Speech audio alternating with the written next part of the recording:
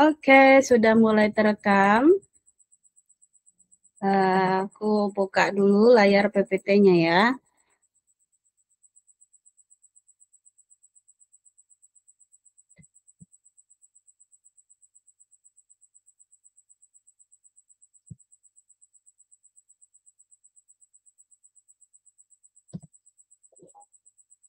Sudah nampak?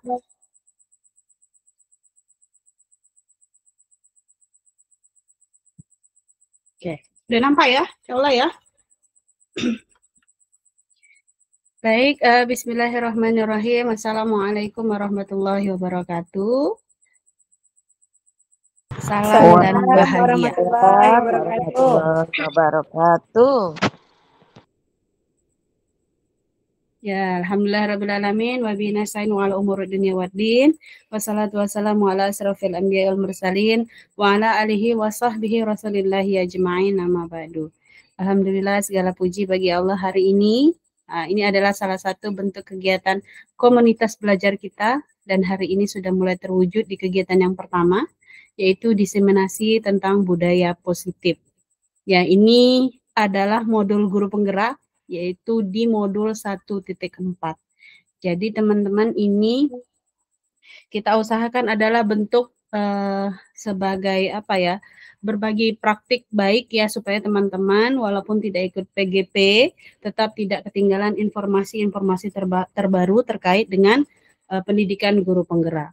Nah, adapun tim pengembang dari modul ini itu Bapak Andri Nur Cahyani, kemudian ada Ibu Diah Samsiati Rajasa, dan Dr. Murti Ayu Wijayanti. Kemudian kita lanjutkan. Nah, sebelum kita masuk ke nilai materinya itu sendiri, teman-teman, saya ingin meminta pendapat teman-teman. Kalau teman-teman setuju untuk pernyataan yang ada di sini, silakan teman-teman berikan respon jempol, ya, jempol ke atas. Kalau itu tidak setuju, maka berikan reaksinya jempol ke bawah, ya. Kan ada jempol ke atas dan jempol ke bawah. Kita mulai ya. Dari yang pertama, hukuman dapat mendisiplinkan anak. Setuju atau tidak setuju? Silakan berikan reaksinya. Kalau setuju jempol ke atas, 2 orang jempolnya ke bawah, 3 Ibu Erpida sudah ke bawah juga. Ada lagi yang lain? Ibu Siti juga ke bawah. Ya. Oke, yang pertama berarti belum ada yang jempol ke atas ya. Bu Narti? Ya, silakan Bu Narti. Setuju atau tidak setuju? Jempol ke atas atau jempol ke bawah? Yang sebelahnya titik 3, ada titik 3 ke titik 3 itu klik, nanti keluar reaction-nya. Sekarang yang pernyataan yang kedua. Pemberian, ya itu udah dapat, alhamdulillah. Pemberian hukuman dengan hal positif seperti membaca atau membersihkan halaman sekolah dapat meningkatkan disiplin anak. Setuju atau tidak setuju? Silakan berikan reaction-nya. Setuju. Bu Ida setuju? Ibu Dini setuju? Ibu Siti rata-rata setuju ya? Oke. Masih setuju semua. Oke. Yang pertama sama, yang kedua sama. Belum ada yang berbeda pendapat. Yang ketiga, memberikan penghargaan dapat meningkatkan motivasi belajar anak. Setuju atau tidak setuju? Oke. Masih pada setuju ya. Artinya pada 3 pernyataan ini belum ada yang berbeda pendapat. Sekarang kita akan lanjutkan agar teman-teman dapat membedakan. Nih, ya. Di sini ada analogi sebuah kasus, ya. Perubahan paradigma. Ini kegiatannya kepal tangan. Kita membayangkan saja karena kita berada dalam keadaan daring ya. Jadi ada 2 orang, ya, namanya A dan B kita sebut. Kemudian sobeklah sebuah kertas kecil, tuliskan benda atau sesuatu yang sangat berharga untuk Anda. Letakkan di salah satu tangan Anda dan genggam benda atau sesuatu tersebut dengan segala daya. Buatlah kepalan. Teman Anda si B akan mencoba dengan sekuat tenaga dengan berbagai cara untuk meminta Anda memberikan benda tersebut. B bisa saja membujuk, mengancam, menghardik, merayu, menyuap. Apa saja yang agar dapat membuka kepalan tangan Anda. Lalu, bagaimana reaksi Anda? Ada yang mau berbicara? Nih, diumpamakan ini ya, kita punya satu benda yang sangat berharga di tangan kita. Kemudian orang lain ingin mengambilnya, mulai dari bujuk, ngancam, menghardik, merayu, menyuap, kemudian supaya apa sajalah usaha yang dilakukan, gitu ya. Nah, kita sebagai orang yang punya tadi benda yang sangat ingin kita pertahankan di dalam diri kita, bagaimana reaksi kita? Mau bicara, izin. Silahkan, Bu Ida. Ya, di sini ada 2 persepsi ya. Yang pertama, sesuatu benda atau barang yang sangat berharga, seandainya itu bermanfaat bagi orang lain, silakan kita dengan senang dan rela hati memberi. Tetapi di satu sisi lagi, kalau barang berharga itu sangat ketika kita memberikan kepada orang lain, maka itu akan merugikan diri kita, maka itu akan kita pertahankan. Begitu, Ibu. Terima kasih. Terima kasih Bu Ida. Bu Ida punya 2 opsi. Ya, walaupun benda itu sangat Bu Ida cintai, benda itu sangat berharga menurut Bu Ida, tetapi ketika itu bermanfaat untuk orang lain, maka Bu Ida dengan sukarela menyerahkannya. Tapi kalau nggak bermanfaat, nggak usah lah gitu ya. Jadi Bu Ida nggak akan memberikan. Itu opsi dari Bu Ida. Apakah salah? Belum tentu. Ya, karena itu tadi menurut pendapat Bu Ida. Ada lagi yang berbeda pendapat dengan Bu Ida? Ada Bu Zeti. Silakan, Bu Eli. Coba untuk menjawab, melihat dari soal itu tadi, sepertinya benda yang dimiliki oleh si A tadi itu amat berharga. Jadi walaupun siapapun yang meminta, maka dia akan menolak dengan cara yang baik. Sepertinya dia tidak akan memberikannya. Begitu. Oke. Terima kasih Bu Eli. Nah, kalau menurut versi Bu Eli, jadi benda itu akan diusahakan dipertahankan dengan sekuat tenaga, tidak akan diberikan. Karena benda tersebut adalah sesuatu hal yang sangat berharga. Ya. Nah, ini yang harus kita rubah paradigmanya ya.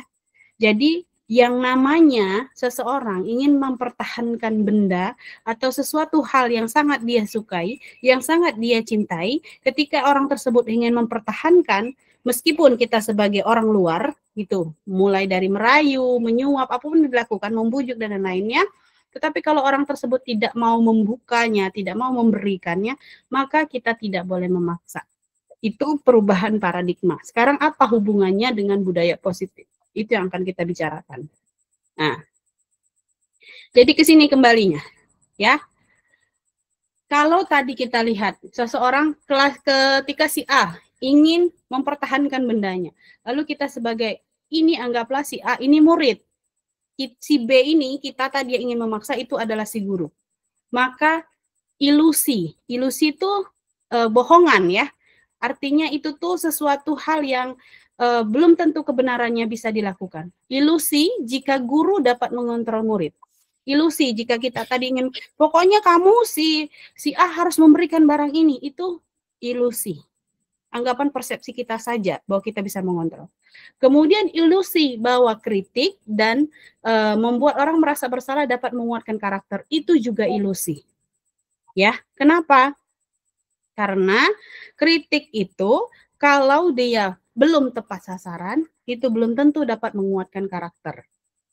Yang ketiga, ilusi. Kalau pengetahuan positif, efektif, dan bermanfaat jika dilakukan tanpa adanya penguatan dalam bentuk hal kegiatannya atau perbuatannya. Ya misalnya kita hanya mengatakan bahwa perbuatan tersebut bagus, tapi penguatannya di mana? Itu belum tentu. Ya. Kemudian ilusi bahwa orang dewasa memiliki hak untuk memaksa, itu bohong. Atau bahwa selama ini kita salah gitu ya. Sebenarnya kita tuh tidak bisa memiliki hak untuk memaksa seseorang, walaupun yang kita paksa ini adalah anak-anak. Dalam hal ini, misalnya anak PAUD, tidak bisa kita paksa, ya.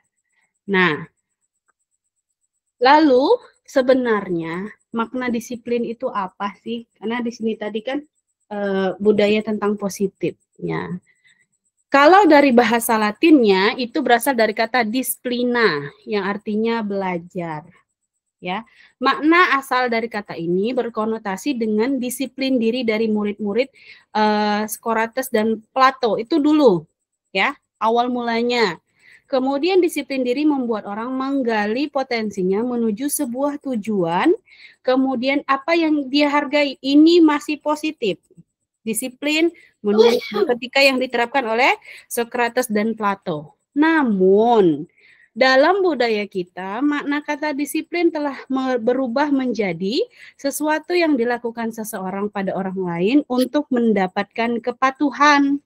Kecenderungan umumnya adalah menghubungkan kata disiplin dengan ketidaknyamanan, bukan dengan apa yang kita hargai atau pencapaian suatu tujuan mulia. Jadi, yang awalnya disiplin itu bermakna positif. Makna positifnya itu karena sebuah tujuan untuk mendapatkan penghargaan. Tetapi di kita, di Indonesia khususnya, disiplin itu menjadi sebuah, wah kamu nggak pakai seragam, kamu harus disiplin. Jadi kita tidak nyaman, oh tidak disiplin. Nah, untuk menjaga kedisiplinan kita, maka kita harus ini. Itu disebutlah sebuah aturan. Nah, ini pergeseran makna. Dari awalnya Socrates dan Plato itu yang mengatakan bahwa disiplin itu untuk mencapai sebuah tujuan. Nah, sekarang kita akan berbicara tentang nilai-nilai kebajikan universal. Apa bedanya? Kalau nilai-nilai kebajikan adalah sifat positif yang manusia merupakan tujuan mulia yang ingin dicapai. Jadi, kalau nilai kebajikan itu nanti ada disiplin, tapi ada nilainya, supaya teman-teman bisa tahu gitu ya. Nah, nilai tersebut bisa bersifat universal, lintas bahasa, suku bangsa, agama, ataupun latar belakang. Nah, setiap perilaku atau perbuatan memiliki satu tujuan, itu kata William Glasser pada teori kontrol 1984. Kemudian dengan mengaitkan nilai-nilai kebajikan yang diyakini seseorang, maka motivasi intrinsiknya akan terbangun. Kalau motivasi intrinsik itu kan dari dalam ya. Ketika kita mengaitkan nilai kebajikan, maka harapannya motivasinya dari dalam, bukan dari luar lagi. Sehingga dapat menggerakkan motivasi dari dalam untuk dapat mencapai tujuan yang mulia, yaitu yang diinginkan. Gitu. Jadi ibaratnya itu dengan kesadaran, enggak dengan paksaan. Kalau tadi dengan makna disiplin itu, seolah-olah kita memang ada sedikit paksaan untuk mencapai kedisiplinan. Tetapi kalau nilai-nilai kebajikan itu harapannya kita dengan kesadaran, dengan apa ya, dari dalam diri munculnya. Nah, kalau nilai-nilai kebajikan yang diinginkan di Indonesia ini, yaitu kita kenalnya sebagai profil pelajar Pancasila atau P3, yang mana di situ ada 6 dimensi. Yang pertama, beriman, bertakwa kepada Tuhan yang Maha Esa dan berakhlak mulia. Kemudian mandiri, bernalar kritis, ya, kemudian berkebinekaan global, bergotong royong dan kreatif. Nah, itu nilai-nilai kebajikan yang saat ini sudah langsung diterapkan di sekolah-sekolah yang kita kenal dengan P3, ya, profil pelajar Pancasila. Nah, sekarang apa hukumannya? Apa hubungannya teori motivasi perilaku manusia? Nah, kalau motivasi eksternal, ketika seseorang menghindari ketidaknyamanan atau hukuman itu, apa yang akan terjadi apabila saya tidak melakukan itu? Masih lihat dulu dampaknya. Kalau saya tidak seragam, oh saya nanti akan kena hukuman, akan kena denda, maka itu disebut dengan motivasi eksternal, ya. Kemudian untuk mendapatkan imbalan, misalnya dari orang lain atau institusi, apa yang akan saya dapatkan bila saya melakukannya? Kalau saya disiplin terus, saya masuk terus, gitu ya, maka saya akan mendapatkan uang harian yang lebih. Kenapa? Karena absen saya terpenuhi. Itu motivasi eksternal, masih bersifat eksternal semua. Tetapi kalau dalam bentuk menghargai diri sendiri, saya akan menjadi orang yang seperti apa bila saya melakukannya. Itu disebut dengan motivasi internal. Itulah tujuan disiplin positif. Ya. Jadi enggak berbicara lagi upah, enggak berbicara lagi takut dihukum, tetapi berbicaranya adalah saya akan menjadi seperti apa jika saya melakukannya. Itu motivasi internal. Harapannya tuh semua kita yang ada, terutama kalau kita ini, karena ini semua ibu guru Auladuna, harapannya adalah kita dapat ini, mencapai ini ya. Jadi disiplin positif itu dapat tercipta di sekolah kita. Tanpa adanya keinginan yang dua tadi. Boleh, itu tetap boleh ya. Dua ini tetap boleh. Misalnya, oh saya ingin, udahlah, kalau kata Bu Linda, masuk baik terus tiap hari supaya dapat ting. Itu nggak apa-apa dilakukan. Tetapi kita harus tetap kepada tujuan disiplin positif. Itu harapannya ya. Nah, kita berbicara tentang Bapak pendidikan kita, yaitu Bapak Ki Hajar Dewantara. Kalau menurut Ki Hajar Dewantara itu, merdeka itu artinya tidak hanya terlepas dari perintah, akan tetapi juga cakap buat memerintah diri sendiri. Benar nggak teman-teman kita memerintah diri kita sendiri? Benar kan? Hai bangunlah pagi-pagi, besok nak sekolah. Masa belum? Memerintah diri sendiri nggak itu? Memerintah. Atau ketika kita, wah aku nggak boleh malas-malasan begini, aku kan punya target, kerjanya harus selesai, harus ini, harus itu. Itu memerintah diri sendiri itu. Maka itulah yang disebut dengan merdeka. Jadi bukan hanya ada perintah dari luar, tapi kita juga bebas mengekspresikan diri kita untuk memerintahkan diri kita ini menjadi seperti apa, yang dalam hal tetap dalam kategori terkontrol, maka itu ya, disebut juga dengan merdeka. Ya. Maka jadilah orang yang merdeka. Ya, itu harapannya. Nah, sekarang apa itu bentuk-bentuk program kebijakan atau apresiasi? Nah, ini yang paling sering kita lakukan, apalagi kalau kita usia PAUD. Apresiasi itu sangat penting, sangat dibutuhkan buat kita semua. Ya, contohnya apa? Beri pengakuan secara khusus, beri pengakuan secara pribadi, kemudian beri pengakuan kepada semua murid secara bergantian. Jangan hanya melulu orang tersebut yang kita puji. Tentang anaknya soleh, tiap hari dia tuh lah yang kita puji. Nah, itu. Kemudian beri pengakuan secara konsisten. Nah, kemudian yang terakhir fokus pada prosesnya. Kita lihat perkembangannya. Apakah ada perubahan dari hari ke hari gitu ya. Nah itu yang perlu kita waspadai. Kita perhatikan. Contohnya begini. Ini adalah salah satu contoh pengakuan atau apresiasi. Ya, misalnya di pembuka. Kemarin misalnya ibu guru perhatikan rasa empatimu besar sekali. Nah, itu nilai kebajikannya. Rasa empatimu besar. Lalu situasinya seperti apa? Pada saat menolong murid yang baru di kelas kita. Itu baru benar apresiasi kita. Kalau, oh kamu hebat. Apa hebatnya? Hebatnya di segi mana ditunjukkan gitu ya. Situasinya kapan? Nah, itu yang selama ini kita memberikan pengakuan atau apresiasi belum kepada apresiasi kebajikan. Baru sekedar apresiasi hebat bagus itu aja gitu ya. Kemudian, wah ibu guru menghargai misalnya kepedulianmu pada saat kamu membantu teman-temanmu di tugas kelompok. Itu kan nilai kebajikan, oh ternyata rasa peduli yang kita ingin tonjolkan kepada si anak gitu ya. Kemudian, ini juga yang sering kita ucapkan, terima kasih. Nah, terima kasih sebutkan nilai kebajikannya atas kesabaran misalnya, atas kesabaranmu mengantri ketika situasinya apa? Mengambil makanan tadi. Misalnya. Itu situasi berarti ya. Kalau yang ini kan rasa tanggung jawabmu pada saat kamu memungut kertas-kertas yang berserakan di lantai. Nah, kalau sekarang kita sudah tahu cara mengapresiasi, karena kita ingin menciptakan yang namanya budaya positif, maka kita coba untuk merubah cara kita memberikan apresiasi kepada anak didik kita, ya, agar kita bisa mendapatkan nilai kebajikan. Karena kita ingin apresiasi kebajikannya. Sekarang kita lanjutkan. Nah, nih, kita minta pendapatnya kepada teman-teman. Apakah tindakan guru ini termasuk hukuman atau konsekuensi? Ya, kita akan lihat. Mencatat 100 kali di dalam buku kalimat saya tidak akan terlambat lagi karena terlambat ke sekolah. Ada yang mau bicara? Ini hukuman atau konsekuensi? Hukuman. Hukuman. Oke, menurut Bu Hida hukuman. Hukuman itu. Hukuman. Kita lanjut. Kita cari kebenarannya ya. Lari mengelilingi lapangan basket 2 kali karena terlambat hadir di sekolah. Hukuman atau konsekuensi? Hukuman juga. Hukuman. Oke, hukuman juga.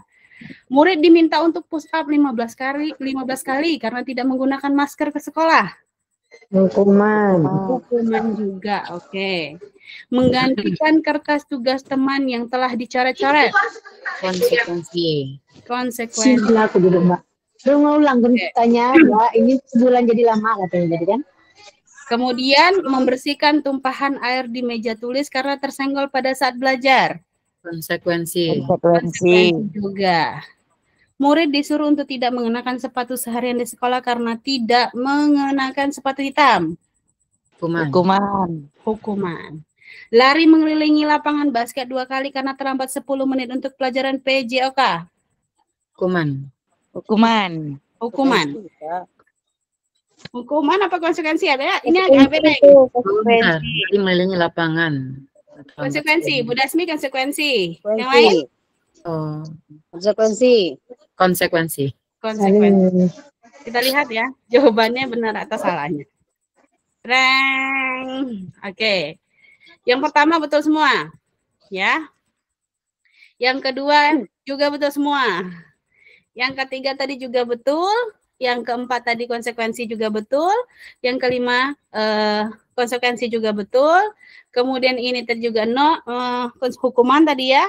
Yang kelima, yang terakhir juga itu konsekuensi. Betul jawabannya ya. Selamat. Berarti teman-teman sudah bisa membedakan antara hukuman dan konsekuensi. Kenapa yang lari mengelilingi lapangan itu disebut dengan konsekuensi, sedangkan yang tadi mana tadi? Lari mengelilingi lapangan basket disebut dengan hukuman. Ada yang tahu? Karena yang mengelilingi lapangan lebih dari 10 kali itu kan bisa dikatakan hukuman ya. Kalau yang cuma 2 kali tadi kan itu konsekuensi dia dia terlambat apa tadi? Terlambat. Sama-sama 2 ini ya sebenarnya, sama-sama 2 kali. Sama-sama 2 kali.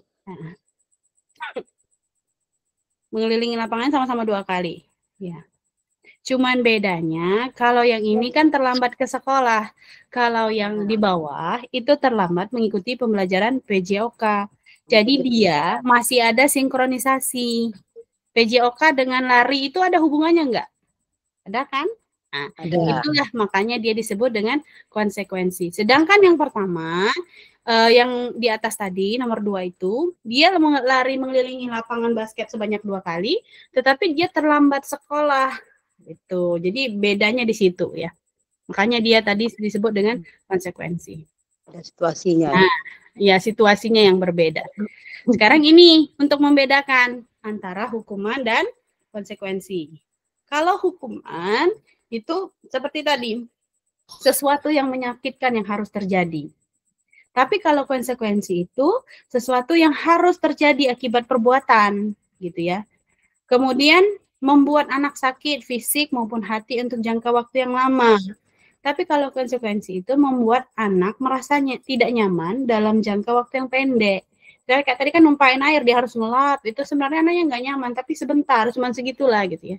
Kemudian akhirnya kalau hukuman itu anak membenci kedisiplinan. Kalau konsekuensi, anak menghargai kedisiplinan. Tadi, oh iya ya, masuk jam PJOK nih, saya terlambat gitu. Karena ini berhubungan dengan PJOK, saya harus lari ya itu. Kalau orang tadi sudah pemanasan, saya belum akhirnya gitu kan. Oh jadi menghargai kedisiplinan itu. Kemudian kalau hukuman dia bersifat paksaan. Tapi kalau konsekuensi, dia bersifat stimulus dan tanggapan. Gitu ya. Kemudian kalau hukuman mendorong anak untuk menyakiti diri sendiri.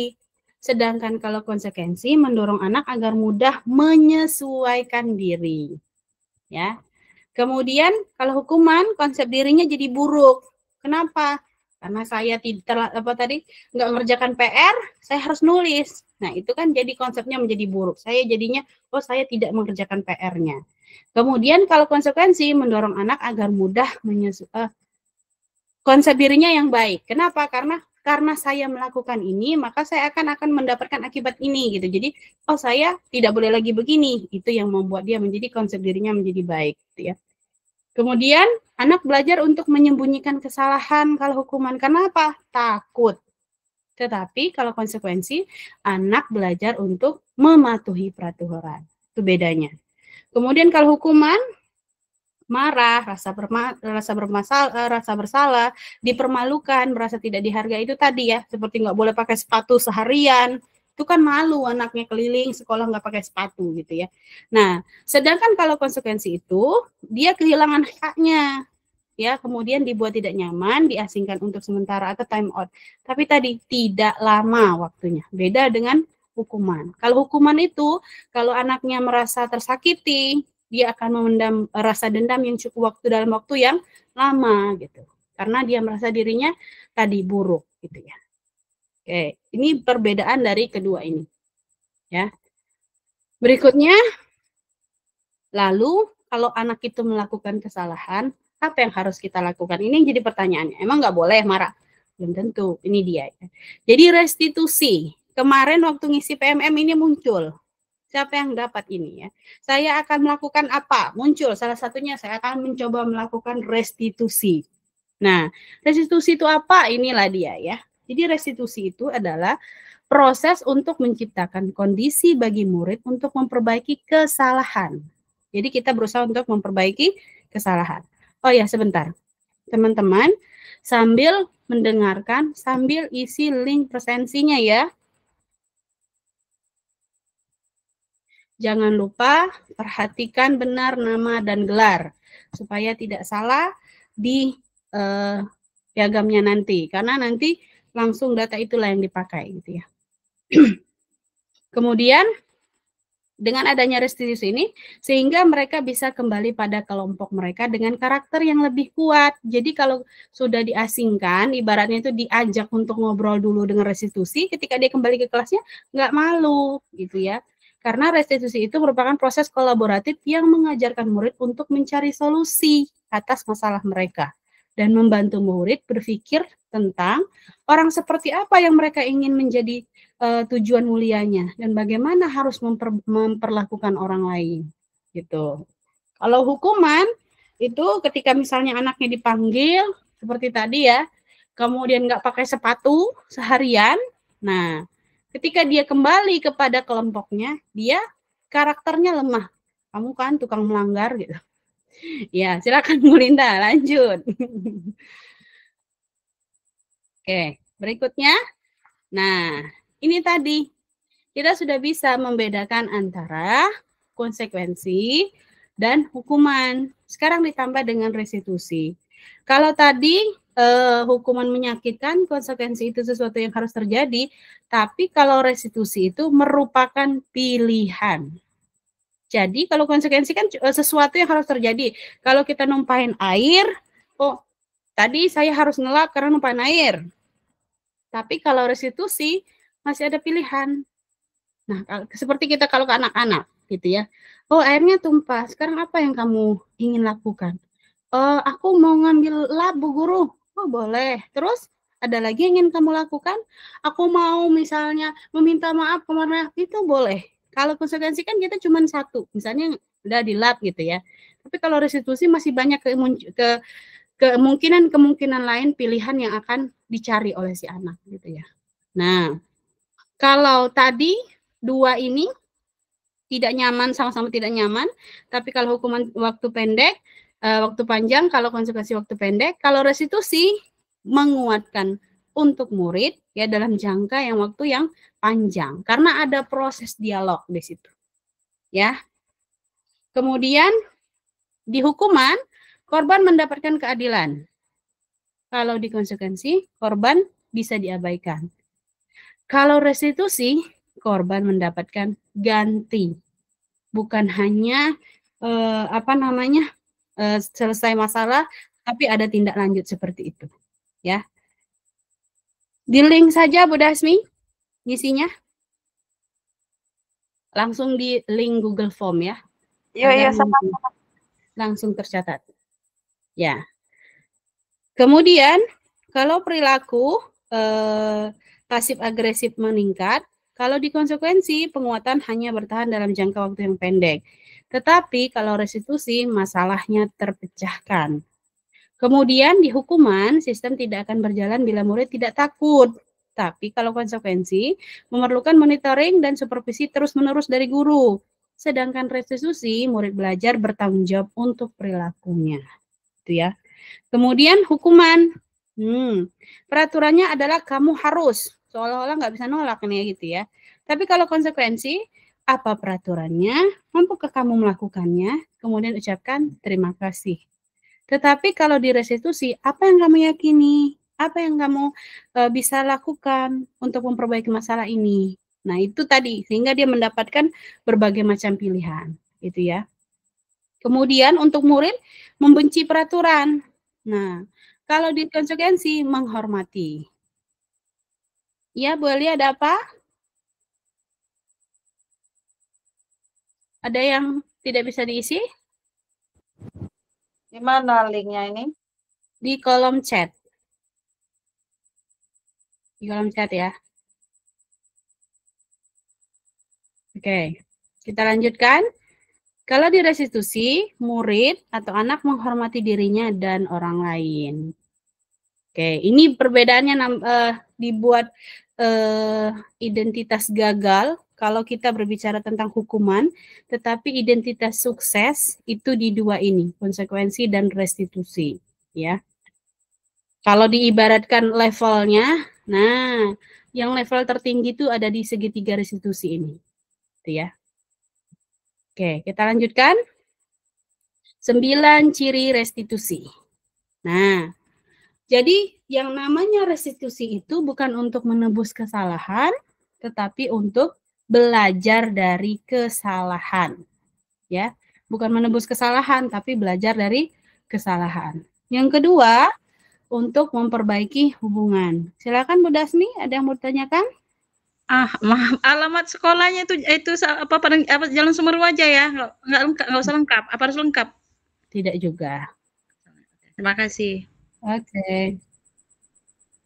Kemudian yang ketiga, dia berupa tawaran, bukan paksaan. Ya. Yang keempat, restitusi itu menuntun untuk melihat ke dalam diri, bukan melihat kepada lingkungan sekitar atau orang lain. Ya. Kemudian yang kelima, restitusi itu mencari kebutuhan dasar yang mendasari tindakan. Yang keenam, restitusi diri adalah cara yang paling baik. Yang ketujuh, restitusi fokus pada karakter, bukan tindakan. Restitusi fokus pada solusi, restitusi mengembalikan murid yang berbuat salah pada kelompoknya. Kalau selama ini yang banyak kita sering dengarkan bahwa ketika anak itu salah, dia dipisahkan dari kelompoknya. Jadi ibaratnya udah, karena kamu ribut terus, kamu duduknya terpisah sendiri. Ya, kalau restitusi itu inginnya si anak ini bisa kembali bergabung bersama kelompoknya, tetapi dia dapat mengikuti aturan. Makanya restitusi itu ingin mengembalikan murid yang berbuat salah pada kelompoknya. Nah, ini budaya positif itu asalnya dari mana? Pertama, lingkaran yang paling utama itu ada di peraturan kelas, ya. Peraturan kelas itu nanti di dalamnya itu di luarnya lingkaran luar tadi ada keyakinan kelas. Ingat, keyakinan kelas tadi adalah tujuan bersama yang bersifat positif, ya. Kalau sudah punya keyakinan kelas, maka pasti akan tercipta lingkungan positif, ya. Kalau lingkungannya sudah positif, maka pasti yang muncul adalah budaya positif. Ini harapannya, ya. Jadi dari mana kita memulai budaya positif itu? Mulainya dari dalam kelas kita masing-masing. Nah, ini dia. Sebenarnya kalau dibicarakan peraturan kelas tadi kan yang pertama kali peraturan ya. Ya, silakan Bu Dasmi. Bu Dasmi angkat tangan. Pencet saja. Bu Rahma ini ada yang ingin ditanyakan juga? Enggak ya, mudah-mudahan ini masih terpencet saja ya. Jadi kalau teman-teman ada yang membingungkan langsung saja masih ngisi absen. Di mana posisinya nih Bu ini? Bu Zaiti. Di kolom chat, Mbak. Kolom chat. Terpencet saja tadi, Bu. Oh. Okay. Bentar, saya coba-coba dulu. Maklum lah. Ini sudah dikirim kembali ya. Kalau cari-cari itu sudah dikirim kembali. Iya. Ini lah baru ketemu. Sip, silakan diisi. Kemudian kita sekarang akan berbicara. Tadi kalau kita berbicara tentang keyakinan kelas itu adalah nilai-nilai kebajikan yang ingin diinginkan bersama gitu ya. Nah, sekarang kita bicara dulu.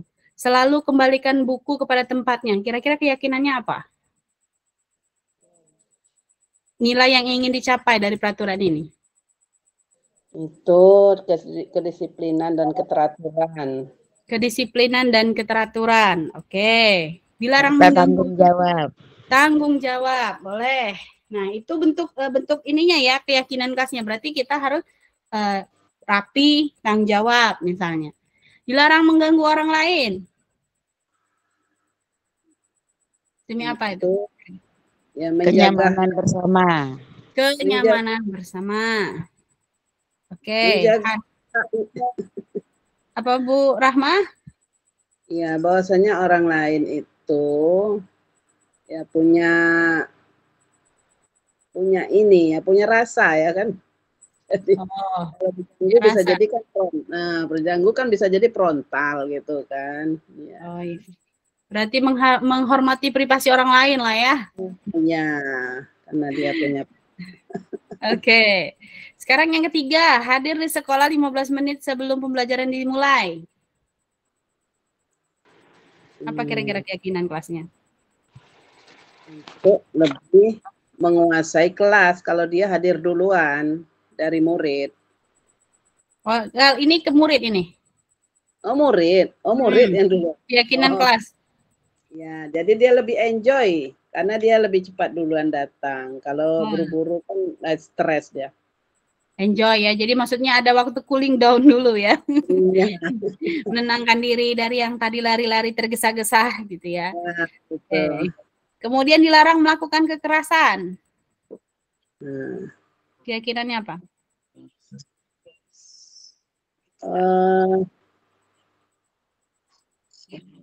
Kekerasan Mbak. Dilarang melakukan kekerasan. Itu kan larangan keras itu berarti kan. Tapi keyakinannya yang ingin kita dapatkan dari dilarang melakukan kekerasan itu supaya apa? Ya, menjaga empati lah, ada rasa lemah lembut. Menjadi nyaman. Menjadi nyaman, oke. Kemudian dilarang menggunakan narkoba. Nah, itu sangat berbahaya itu. Nah, tapi apa keyakinannya? Ya, itu meracuni. Meracuni itu belum positif ujung kalimatnya. Oh gitu, meracuni. Karena akan kalau kita meracuni kesehatan, mengganggu kesehatan. Berarti di situ kalau kita ubah kalimatnya menjadi positif, menjaga kesehatan. Oke. Sekarang bergantian dalam menunggu giliran. Ini yang paling sering dipaut. Apa keyakinan kelasnya? melatih sabar. Melatih kesabaran. Oke. Gunakan masker. Kalau ini waktu masa COVID ini. Menjaga kesehatan. Menjaga kesehatan. Jangan berlari di kelas atau di koridor. Membuat kenyamanan. Membuat kenyamanan. Terus ada lagi yang lain yang agak nampak itu, yang berlari-lari. Kita tuh kan takut kalau berlari itu anaknya ngapain? Nabrak, biar nggak nabrak. Atau... Biar nggak nabrak, berarti menjaga keamanannya. Sekarang kita lihat jawabannya ya. Nah, ini dia jawabannya teman-teman. Jadi selalu mengembalikan buku kepada tempatnya, tadi seperti kata Bu Ida, tanggung jawab. Boleh yang lain, kerapian juga boleh, asal dia kalimatnya positif. Ya. Kemudian dilarang mengganggu orang lain. Tadi kata Bu Rahma ini, ada privasi orang lain tuh ya. Jadi menghormati orang lain. Ada kalanya orang tuh nggak mau diganggu gitu ya. Nah, kemudian hadir di sekolah 15 menit sebelum pembelajaran dimulai. Tadi inginnya komitmen bahwa kita tuh datangnya tepat waktu, menghormati orang lain yang sudah hadir, menghormati guru yang sudah nanti ketika gurunya masuk kita sudah ada standby di kelas. Kemudian dilarang melakukan kekerasan. Itu keyakinan kelasnya adalah untuk keselamatan dan menghormati orang lain. Dilarang menggunakan narkoba untuk tadi kesehatan. Bergantian dalam menunggu giliran, menghormati orang lain bisa, bersabar tadi juga bisa. Gunakan masker. Nah, ini untuk kesehatan dan keselamatan. Kalau dulu apalagi kalau COVID ya, kalau nggak pakai tertular virus coronanya itu ya. Kemudian jangan berlari di dalam kelas atau koridor. Itu adalah untuk menjaga keselamatan dan keamanan. Itu bedanya.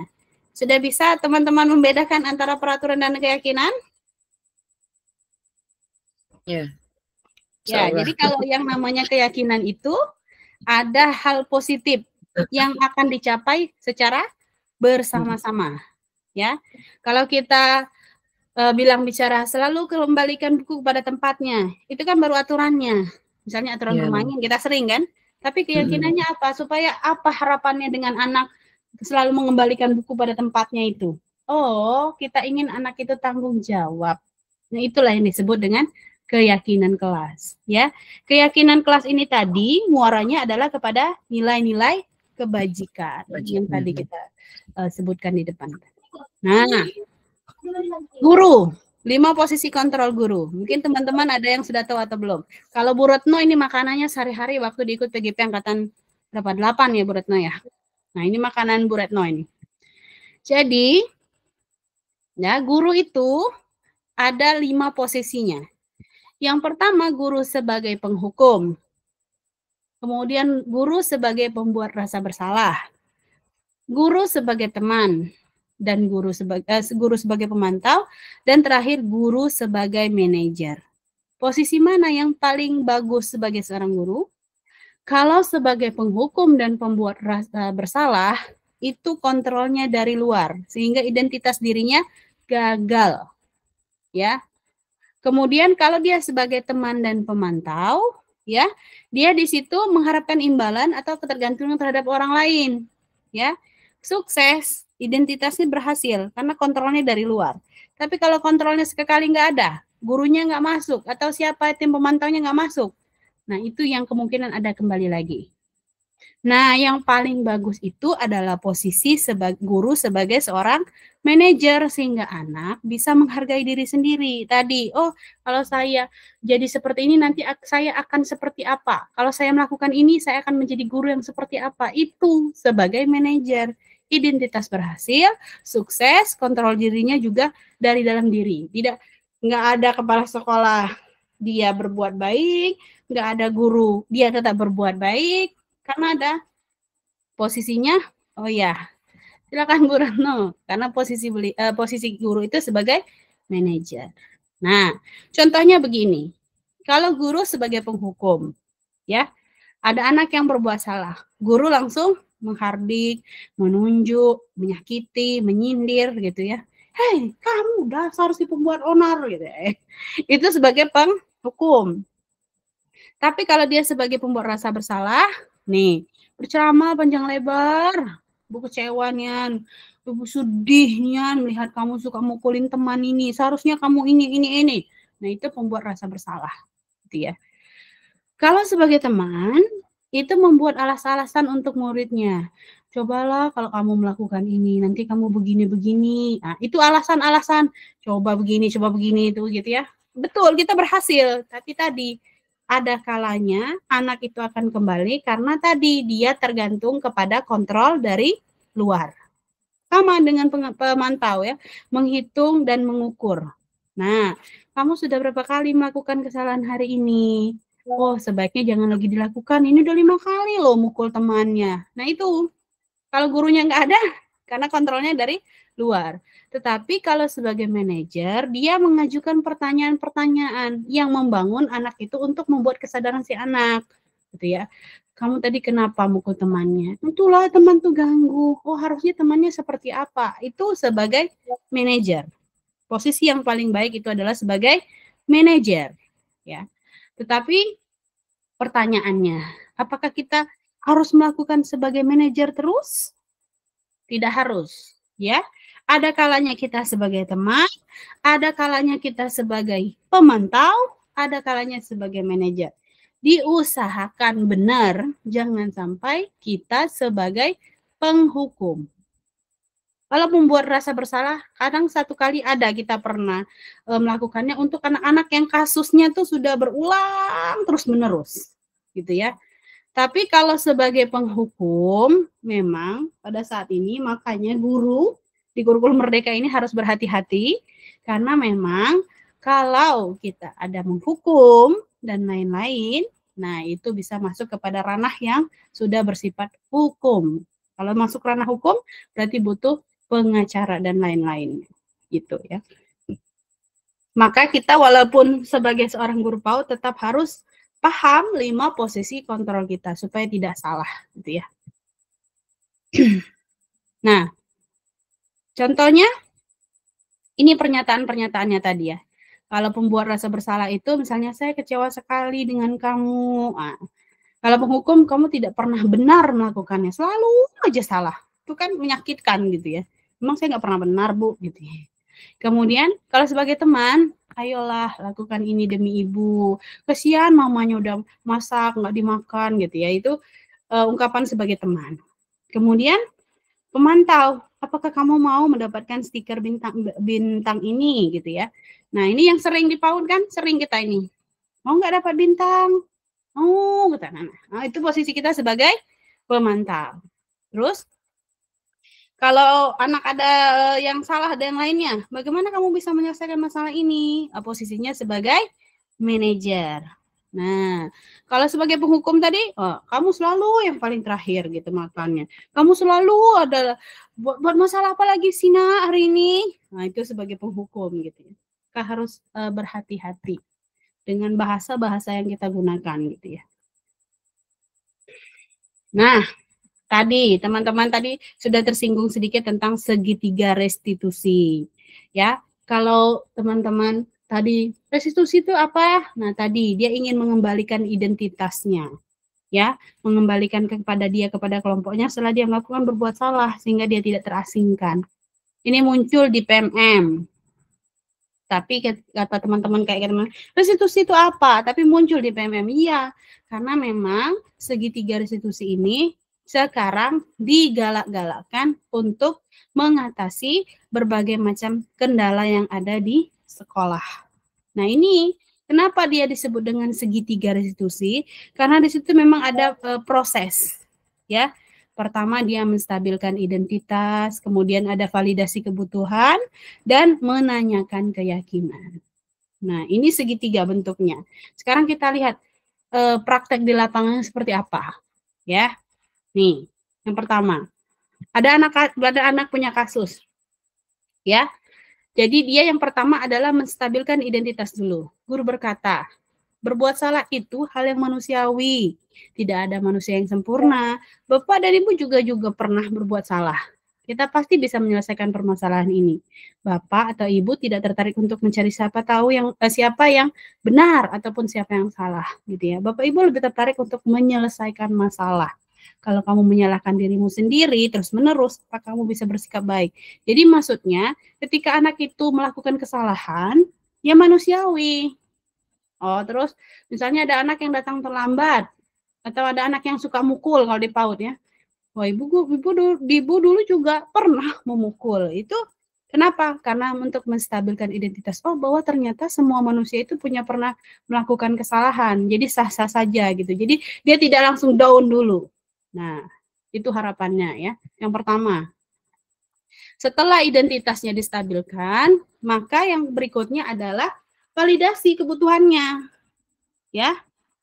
Apa untuk validasi kebutuhannya? Nah, pada dasarnya setiap tindakan manusia itu tujuannya adalah untuk memenuhi kebutuhan dasar, apakah itu penguasaan, kebebasan, kemudian kasih sayang dan rasa diterima, kesenangan atau bertahan hidup. Contohnya begini, kamu bisa saja kan melakukan hal yang lebih buruk, tapi kamu tidak melakukannya. Nah, maksudnya itu, oh ternyata lebih parah ada loh, tapi aku ternyata masih bagus gitu ya. Kemudian kamu pasti punya alasan kenapa kamu melakukannya. Itu bahasa-bahasa ciri khas dari validasi kebutuhan. Apa yang penting bagi kamu gitu ya. Kamu boleh tetap berusaha menjaga sikap itu, tapi tambahkan sikap yang lain yang baru. Maukah kamu belajar cara lain untuk mendapatkan yang kamu butuhkan tanpa harus memukul? Ini yang kita sering ke anak-anak. Kamu mau itu ya? Nah, sekarang Bu Guru mau nggak caranya supaya kamu tetap bisa dapat tapi nggak mukul teman gitu kan kalau bahasa kita gitu ya. Kemudian, nah, lalu apa yang bisa kamu lakukan agar bisa lebih baik lagi di esok hari? Nah, ini bentuk validasi kebutuhan, ya. Dan yang terakhirnya adalah tadi baru menanyakan keyakinan. Kalau tadi kita di sekolah kita sudah punya keyakinan menjaga keselamatan diri dan orang lain. Terus apa tadi? Bertanggung jawab misalnya kan. Nah, apa tadi misalnya keyakinan kelas kita? Kemudian kamu ingin jadi anak yang seperti apa dari keyakinan? Oh, saya ingin jadi anak yang sabar, Bu.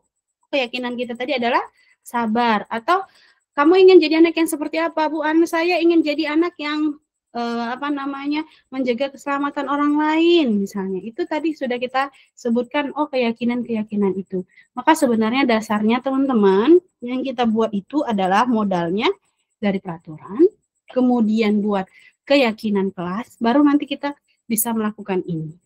Ya. Kalau belum ada keyakinan nanti mau yang ditanyakan keyakinan yang mana gitu. Ya. Ini untuk kita ketahui bersama-sama.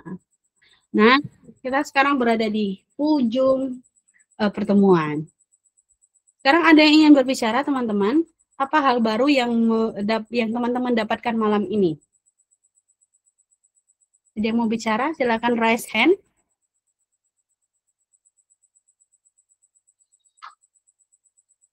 Ada suara jangkrik?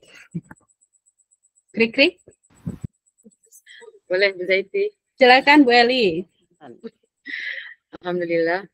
Kayaknya memang apa ya, mungkin kita pernah lah setidaknya banyak juga yang kita lakukan, tapi terkadang memang perlu diinstal lagi kita ini, mengingatkan kembali ya, agar nilai-nilai positif itu terus kita lakukan. Terkadang-kadang kan kita lupa juga, Bu Zaiti. Kadang-kadang tuh keyakinannya tuh nggak kita tanamkan, ya.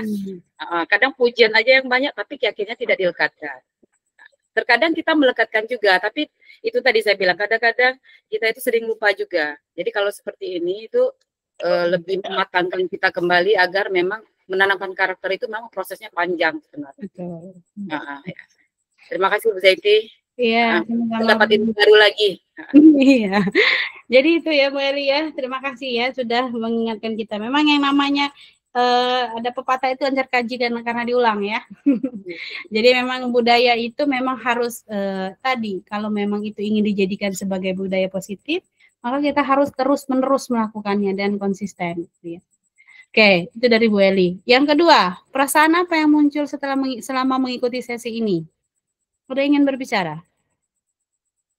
Perasaan apa? Perasaannya galau, bosan, perasaannya apa gitu? Silakan. Ada yang mau bicara? Bu Narti tadi lah Bu kami. Bu Dasmi, silahkan. Oke, Assalamualaikum Bu, izin. Salam, silahkan. Saat ini sangat memotivasi sekali ya, kepengennya terus benar.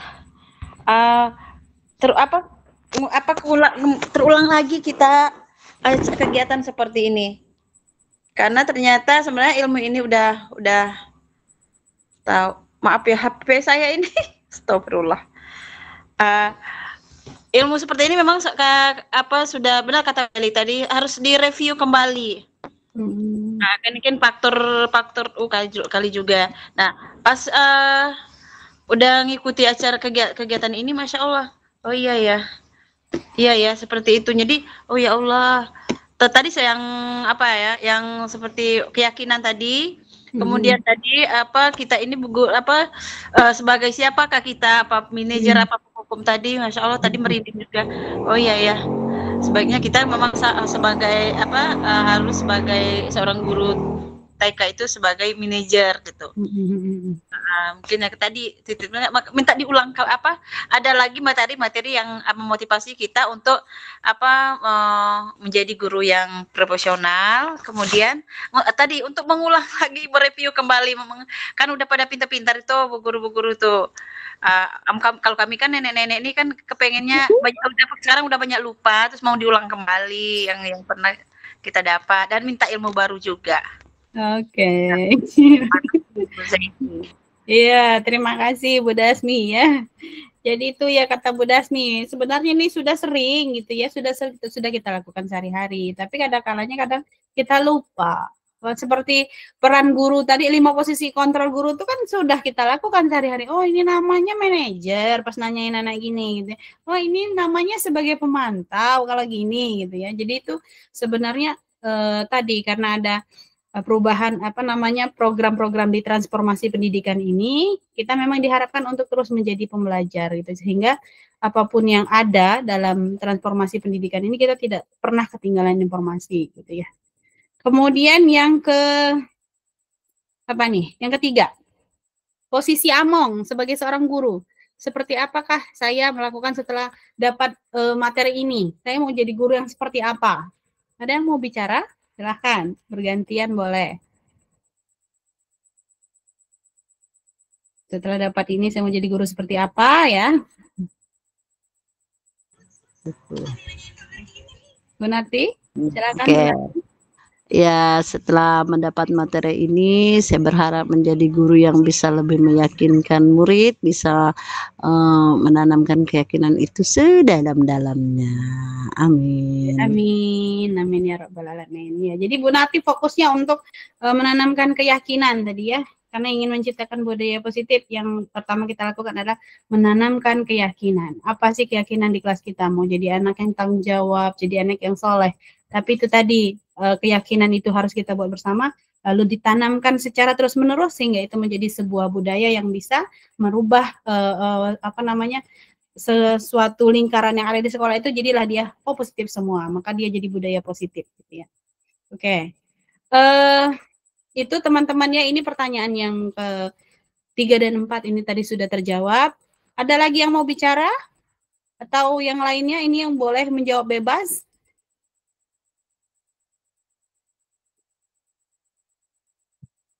Sudah cukup? Nah, sekarang di terakhir, karena tadi sudah belajar tentang reaksi, apa yang teman-teman rasakan, silahkan teman-teman boleh memberikan reaction-nya.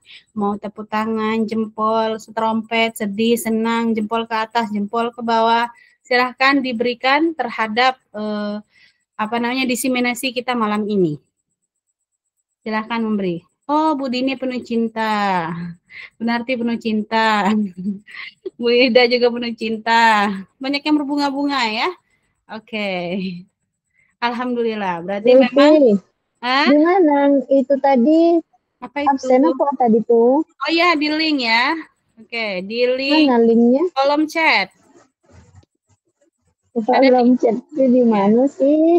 Di pesan. Pesan dalam panggilan. Ya, itu dikirim itu. lagi. Jangan lupa absensinya diisi, karena nanti teman-teman ini yang akan ditulis di piagamnya. Jadi yang malam ini yang sebagai peserta akan mendapatkan sertifikat ya. Nanti silakan dimasukkan ke dalam PMM-nya masing-masing. Ya. Oke, sampai di sini. Terima kasih teman-teman sudah membersamai selama 1 jam. Mudah-mudahan hal ini ada manfaatnya buat kita bersama, sehingga nanti hal-hal yang seperti ini akan sering kita lakukan. Selain untuk mengupgrade diri, ya, mengupdate informasi terbaru, teman-teman juga harapannya nanti dapat memenuhi RHK yang sudah kita buat. Ya, mudah-mudahan ada manfaatnya. Mohon maaf atas segala hilaf dan salah. Terima kasih atas segala perhatiannya. Saya akhiri. Assalamualaikum warahmatullahi wabarakatuh. Waalaikumsalam warahmatullahi wabarakatuh. Assalamualaikum warahmatullahi wabarakatuh. Terima kasih.